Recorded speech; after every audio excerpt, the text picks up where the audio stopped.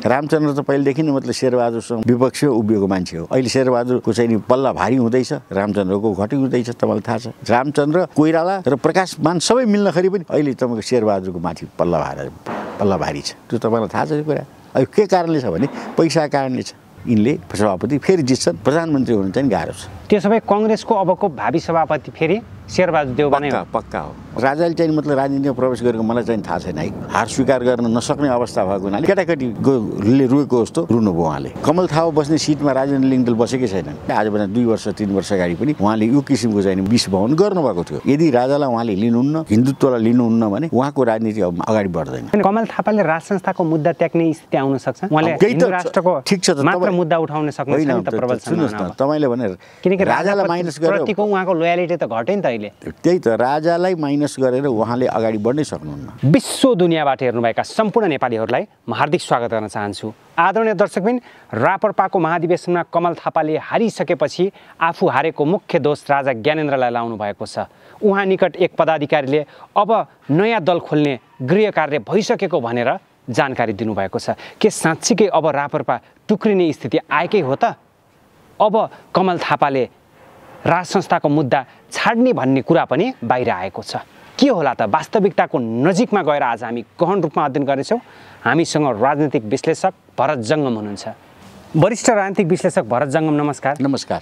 अब अहिलेको परिस्थितिमा रापरपामा चर्को विवाद कमल थापाले झिक्नु भएको छ। कमल थापाले हार बेहोरे सँगसँगै उहाँलाई एक किसिमको छटपटाहट भइरहेको छ। अब कमल थापा निकट एक पदाधिकारीले नयाँ दल खोल्ने गृह कार्य भइसकेको भनेर सार्वजनिक रूपमा भनेका छन्। यसलाई कसरी हेर्नुहुन्छ? अब पार्टी फुट्ने स्थिति आएको हो? होइन। किन होइन? त्यो आउन सक्दैन, हुन सक्दैन। कमल थापाका निकट पदाधिकारीले भनिसके तपाईँले छैन भन्न पाइन्छ? मिल्छ? होइन। अब कमल थापाले नबोलेसम्म त पाइयो नि त। होइन, कमल थापाले बोल्नै पर्छ भन्ने छ र उहाँको स्रोतले बोल्यो भने त उहाँको स्रोतले भनेर बोलिसक्यो। उहाँको आधिकारिक मान्छेले बोल्नु पर्यो। आधिकारिक मान्छेले बोलिसक्यो। कसले बोल्यो भन्नुहोस् त? होइन, उहाँ निकट एउटा पदाधिकारीले बोल्नु भयो नि त। ठिक छ त, पदाधिकारीले भनेपछि यो जितेको पदाधिकारीले बोल्यो कि हारेको पदाधिकारी? जितेको पदाधिकारीले। को बताउनुहोस् त भुवन? रापरपाको पदाधिकारी र केन्द्रीय कमिटीमा थापाको बहुमत छ। राजेन्द्र लिङ्गदेलको पक्षमा उहाँहरू जाने स्थिति छैन? छैन, पक्का हो। अनि तर पार्टी फुट्ने बेला छैन अहिले। किनकि लिङ्गदेललाई नेता मान्न सक्ने अवस्था नभएको समेत उनले बताएका छन्। होइन, अब नयाँ पार्टीको सोचमा बढ्ने अवस्था छ भनेर लिङ्गदेललाई नेपाल त्यहाँ नमाने भने लिङ्गदेल त अध्यक्षमा त विजय भइसक्यो नि, उनलाई नमानी हुन्छ? कस्तो कुरा गरे? प्रजातन्त्रलाई लट्याउने चुनावै नगरे भइहाल्थ्यो नि। स्वघोषित चाहिने मतलब के भने अध्यक्ष भनेर भन्दै भइहाल्थ्यो नि। अनि आफूभन्दा जुनियर व्यक्तिसँग हारिसकेपछि एक किसिमको उहाँलाई लज्जाबोध भएको हो। मतलब के भने उनलाई उहाँमा हुटुटीपन जागिरहेको छ यतिबेला। एकदम फिल भएको छ उनलाई, पक्कै हो। किनभने सुनेको चाहिँ नि 1 घन्टाभित्र उनले स्ट्याटस जो दिए नि, त्यो स्ट्याटसले उनलाई खायो कि। उनले चाहिँ नि मतलब के भने ठाडो हस्तेप निर्मल निवासको भने नाङ्गो त्यो पनि। त निर्मल निवासले किन राजनीति गर्छ? उसलाई राजनीति गर्नु नै छैन। निर्मल निवासलाई आनन्दले बसिरहेछ निर्मल निवास भने। फेरि निर्मल निवासको ठाडो मतलब के भने नाङ्गो चाहिँ अतिक्रमण अथवा हस्तक्षेप भनेर भन्नु, त्यो मतलब उसको अल्पबुद्धिको कारण हो कि। कमल थापा चाहिँ नि त्यो हारे एकदम भावनामा आएर चाहिँ मतलब के भने आक्रोशित भएर चाहिँ उनले फ्याट्ट आफ्नो चाहिँ विष ओकले। तर उनले मलाई लाग्छ अब केही दिनमा उनले यो कुरालाई माफी माग्छन् र सच्याउँछन्। तर उहाँमा एक किसिमको इगो छैन त? माफी माग्न किन माफी माग्ने उहाँले? होइन, बुढेसकाल भइसकेको इगो नि। राजनीति उहाँ त अझै पनि शक्तिशाली नेता हो नि रापरपाको। अब रापरपाको नेता हो तर नेपालको नेता हो। उहाँसँग शक्ति छ, उहाँ पछाडि धेरै पदाधिकारीहरू छन्। त छन्, भलै उहाँले हार्नुभयो। अच्छा, छन् त मतलब के रापरपाका ती जितेका पदाधिकारीलाई फुटाएर लानुहुन्छ भनेदेखि अब फेरि अर्को चाहिँ सङ्गठन गर्नुपर्छ उहाँले। होइन, त्यो तयारीमा हुनुहुन्छ नि उहाँ। कसरी जान्छ भने अनि के पार्टी फुट्न सक्दैन? पार्टी नेपालको राजनीतिक दलहरू फुटेर होइन, पार्टी फुट्न धेरै अगाडि बढेको इतिहास छ नि। पार्टी फुट्न सक्छ। रापरपा फुट र जुटको सङ्गम हो। ठिक छ, धेरै पटक फुटेका छन् पूर्व पञ्चहरू। होइन, त्यो त 48 सालदेखि त फुटेछ नि, जुटे। अनि फुट्दैन भन्ने तपाईँले के आधारमा भन्नुभयो? तर यतिखेरको चाहिँ उहाँले गीता छोएर कसम त खानुभयो, हिन्दू धर्मग्रन्थ, तर त्यो धर्मग्रन्थलाई उहाँले पालना गर्नुहोला जस्तो देखिएन अहिलेको परिस्थितिमा। ठिक छ त, म त के भने हामी हेरौँ न त, केही दिन त हेरौँ। अहिले चाहिँ नि मतलब हामीले पनि मतलब के भने के फुट्छ भने के भनेर नि नफुट्नै सक्छ। अब प्रोबेबिलिटी हाई छ फुट्न सक्ने छैन अहिले यतिखेर देखिन्न। किनभने राजेन्द्र लिङ्गदेल सबैलाई मिलाएर लान सक्ने एउटा मतलब के भने सरल मान्छे हुन् र त्यो अहमता पनि छैन। तर पनि कमल थापाले आफ्नो हारलाई सहजताका साथ स्वीकार्नु भएको छैन नि त। उहाँले पूर्व राजा ज्ञानेन्द्रको अवरोधका कारण अथवा उहाँको हस्तक्षेपका कारण मैले हारेको हुँ भन्नुभएको छ। दोष उहाँ ज्ञानेन्द्रलाई दिनुभएको छ। होइन, त्यो त उहाँको अल्पबुद्धिको चाहिँ नि कारण हो, परिणाम हो, हामीले भन्ने कुरा होइन। किन राजाले अहिले राजनीति गरेकै छ, राजनीतिमा प्रवेश गरेर त्यो पनि राप्रपाको राजनीतिमा किन प्रवेश गर्ने? राजाले राजनीति प्रवेश गर्ने भने अरू चाहिँ नि मतलब के भने खुला राजनीति छ नि। त राजाले चाहिँ मतलब राजनीतिमा प्रवेश गरेको मलाई चाहिँ थाहा छैन है। त्यो चाहिँ नि मतलब के भने उहाँको अल्पबुद्धिको कारणले गर्दा उहाँले बरबराउनु भएको, भावनामा आउनुभयो, हार स्वीकार गर्न नसक्ने अवस्था भएको हुनाले केटाकेटीले रोएको जस्तो रुनुभयो उहाँले। तर त्यो चाहिँ भोलि उहाँले चाहिँ यसलाई सच्याउनुपर्छ। उहाँ बुद्धिमान हो भने होइन, उहाँले आफ्नो चाहिँ क्यारियर बिगार्ने हो, जीवनबाट राजनीतिबाट सन्यास लिने हो भने उहाँले जे बोले पनि हुन्छ। अब होइन, राजेन्द्र लिङ्गदेलको अन्डरमा बस्न सक्नुहुन्छ कमल थापा अब? होइन, अन्डर भन्ने कुरै भएन नि। तपाईँको पार्टीभित्र त तपाईँको अध्यक्ष भएपछि एउटा सम्मानजनक चाहिँ मतलब के अरे पदमा उनी बस्न सक्छन् नि। जस्तो सल्लाहकारमा भनौँ, प्रमुख सल्लाहकारमा, संरक्षकमा बस्न सक्छन् नि।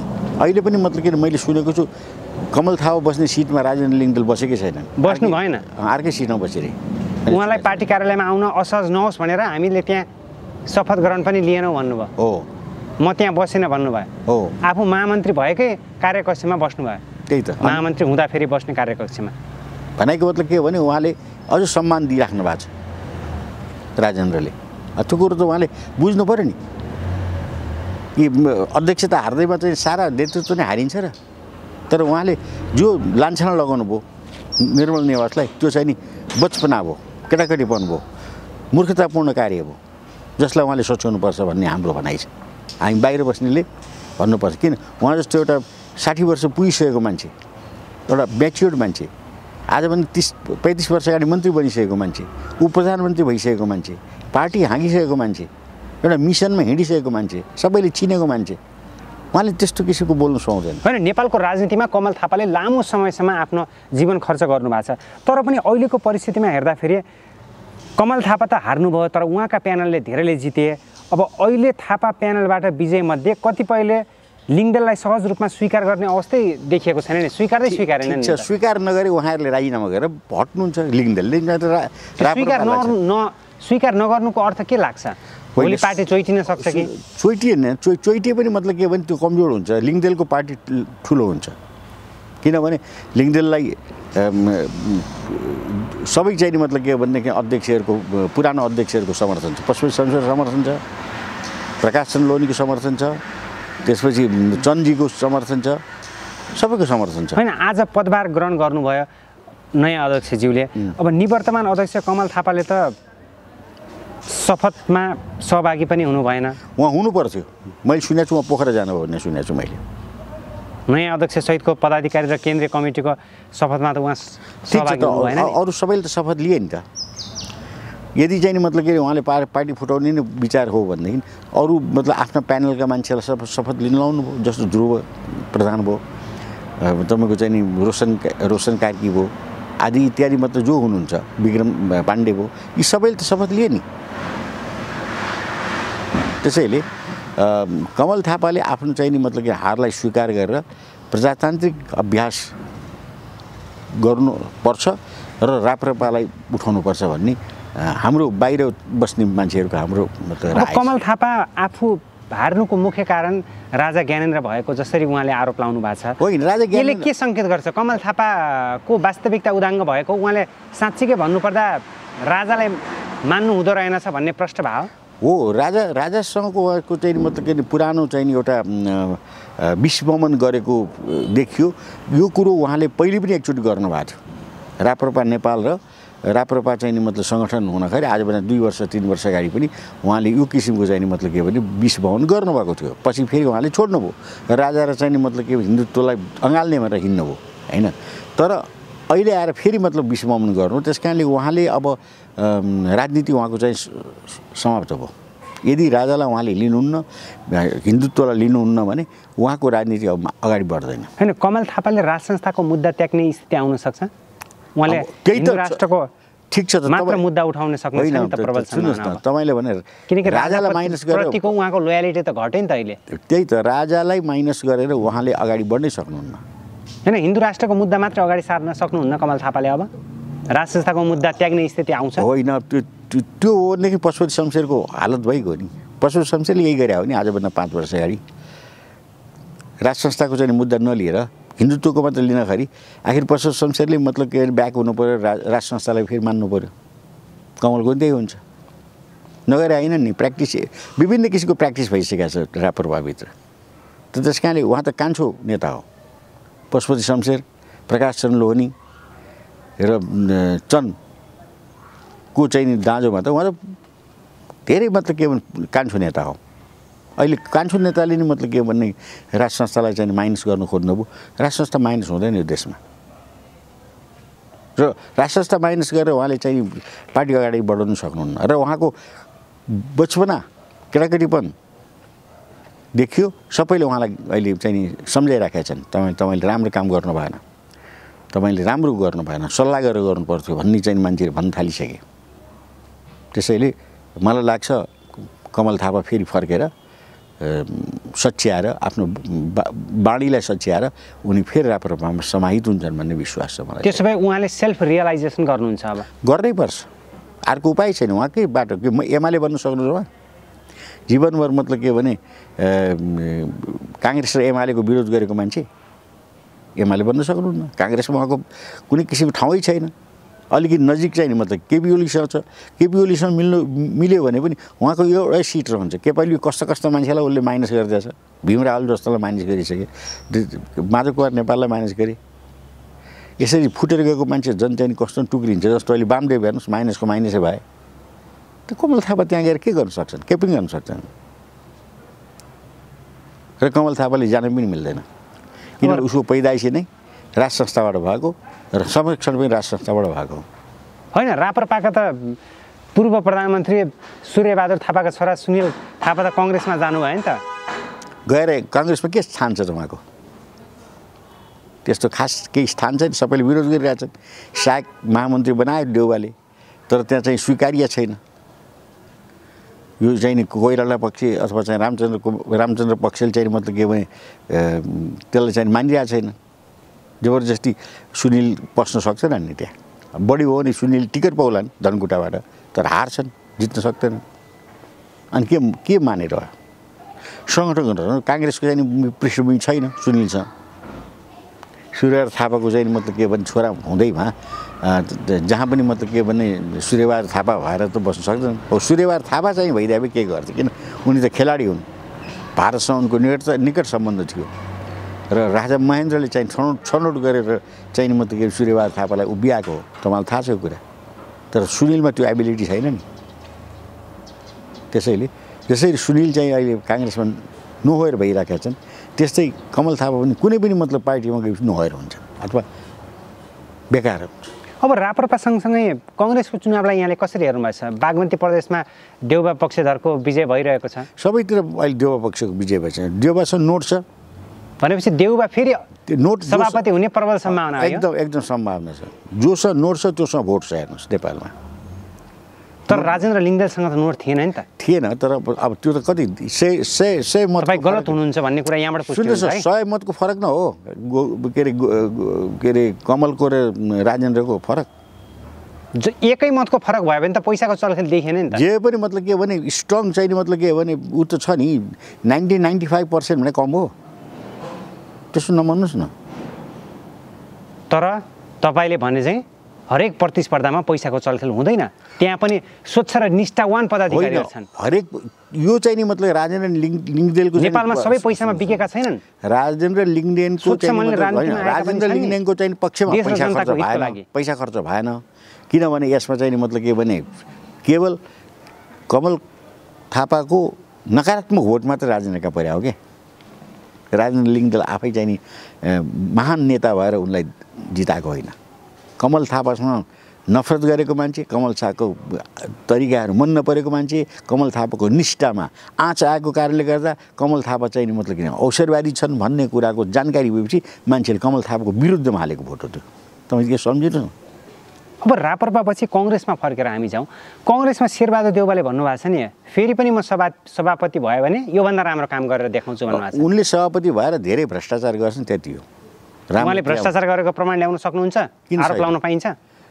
किन छैन? शेरबहादुर देउवाले म निष्ठावान पार्टीको पदाधिकारी हुँ भन्नुभएको छ, पार्टीको सभापति हुँ भन्नुभएको छ। भोलि अर्को सरकार आएर जब चाहिँ सम्पत्ति छानबिन हुन्छ नि, अनि जेलमा कोचिनुपर्छ, थाहा हुन्छ उहाँलाई कति भ्रष्टाचार उहाँले गरेछ भनेर।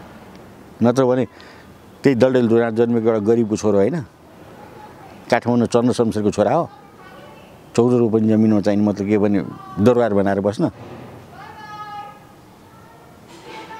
त्यो सबै राजनीतिक कर्मीहरूको काठमाडौँमा घर हुनुहुन्न भन्ने तपाईँको मान्यता हो? किन घर हुनुहुन्न भन्ने होइन, घर कसरी हो भनेर खोज्ने त मतलब के भनेदेखि हामीसँग